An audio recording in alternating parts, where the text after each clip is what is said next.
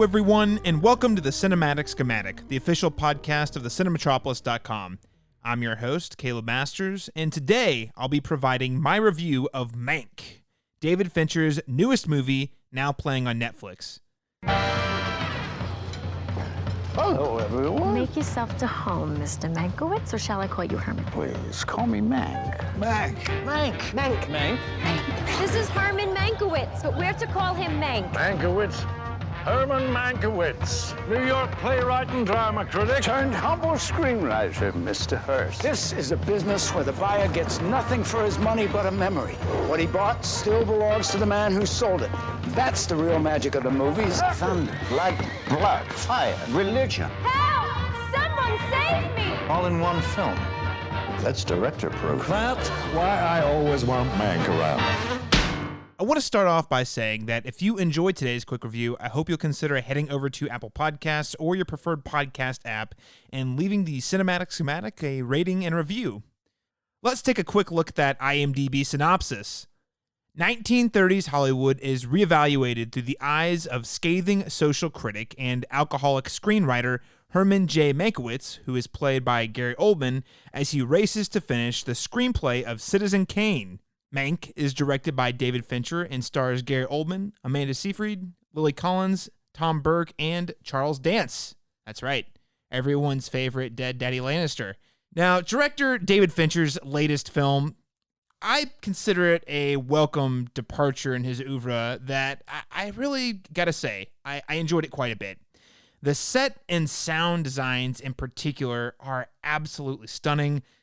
The performances are nothing short of outstanding, and the screenplay, which is actually penned by Fincher's late father, Jack Fincher, carries the type of Hollywood nostalgia the Academy, I guarantee you, is going to go bananas over come the Academy Awards this spring. There are three things in particular I want to note about Mank in my review.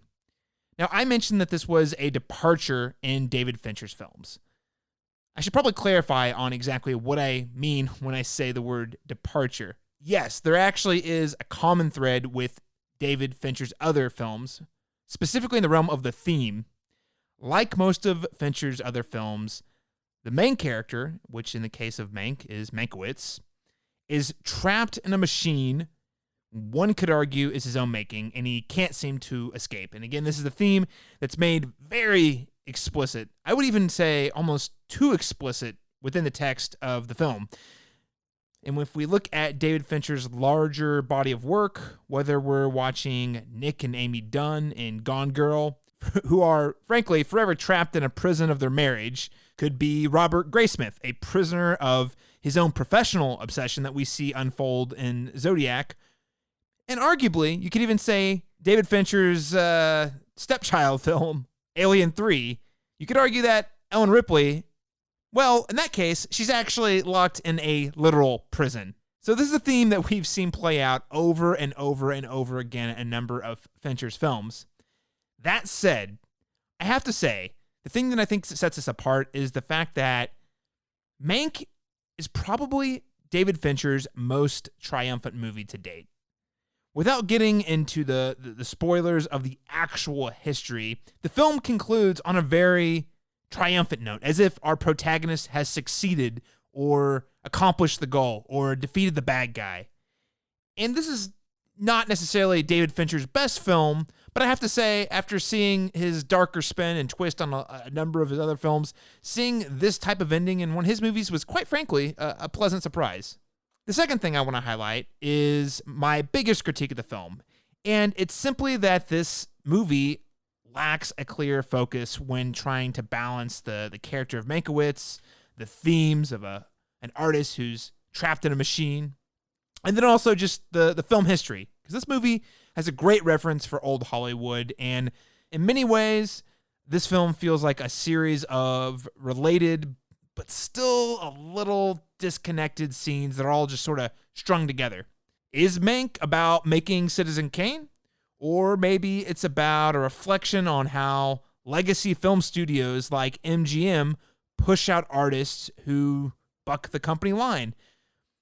Or is it even an exploration of how the protagonist, Herman J. Mankiewicz, is able to escape the proverbial organ grinder that is described by William Randolph Hearst, played by Charles Dance in a really cool monologue. Maybe he's able to escape this through his own self-actualization. Which of those things is it about? Well, in a lot of ways, it is all of the above. But I'd also argue that by trying to be about all of those things, it is unsuccessful at being about any of them, because it just really lacks focus. There's not really even clear character arcs among many of the characters, which is a little frustrating from time to time. I don't think this film is particularly successful in a number of different areas that I consider pretty essential to being a masterpiece or a 5-star film. However, it does do many things extremely well, which is going to take me right to the third thing I want to say about Mank. And that is that the production values of this film is through the roof.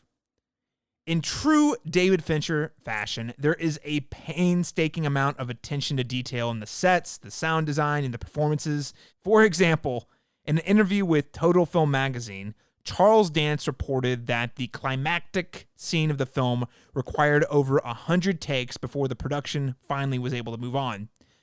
Whether or not this is necessary, I would say, is very much up for debate, but there's no doubt in my mind that David Fincher continues his determination to find perfectionism in any way possible. And while I can't call the screenplay a raging piece of perfection due to the lack of focus that I just mentioned, this film is nothing if not meticulously detail-oriented. The sound is somehow both pristine, the highest caliber that we can get in 2020, but also sounds how you may remember films from the Citizen Kane era sounding, which is a little more muffled and a little more old-timey like this. That detail, the sound, really highlights one of the things that I think makes this film something really unique, which is its ability to not actually recreate the thing, aka the sound, the set design, the visual aesthetic, the black and white of Citizen Kane, but it recreates how we remember it. And to go off on a small tangent here, I also love to play video games, and video games, like films, are often getting tons of remakes and updates and remasters. And a couple of years ago, there was a remaster of the popular game Shadow of the Colossus that came out. So stick with me. This is going to tie back into Mank, I promise. The thing that made Shadow of the Colossus a really special game is it was really beloved, came out in, I believe, 2005 on the PlayStation 2. Might be, correct me if I'm wrong, listeners. When the game came out in 2005, it was a raging success, got tons of critical acclaim. People praised the graphics, praised the sound, praised the story. And what's funny about the remake that came out in 2018 is that it actually looks, plays, and sounds just how you remember it. But you know, if you were to put those two versions of the game right next to each other, the difference is just staggering. There's no contest. The remake, of course, is infinitely better. It runs better, it runs smoother, the graphics are prettier, the sound's better, the more robust.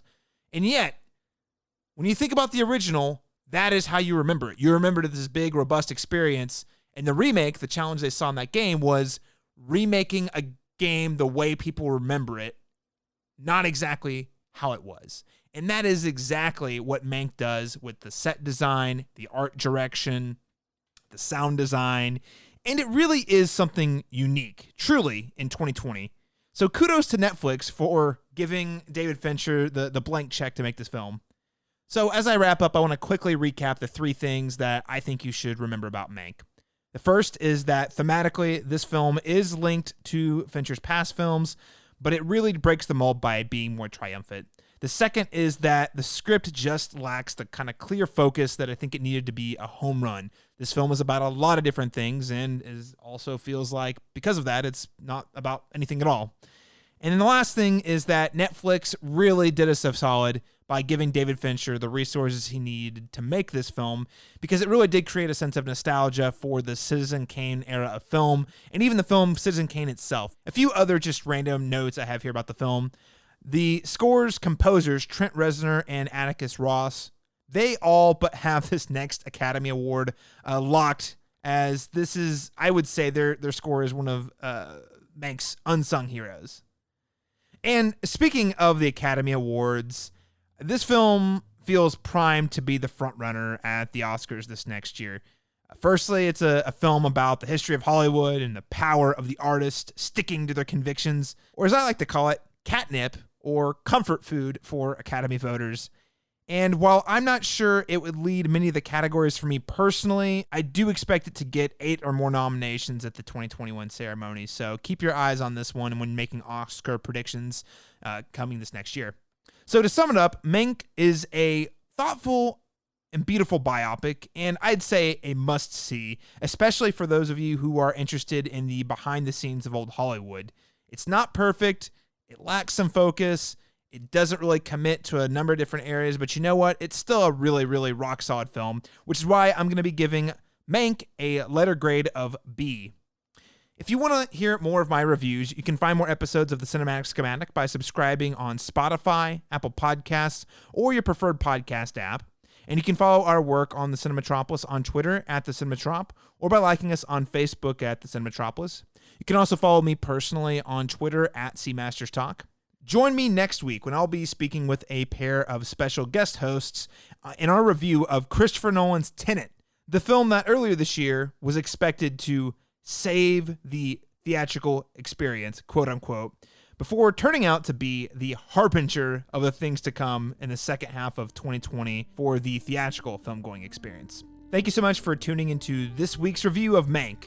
We'll catch you again next time.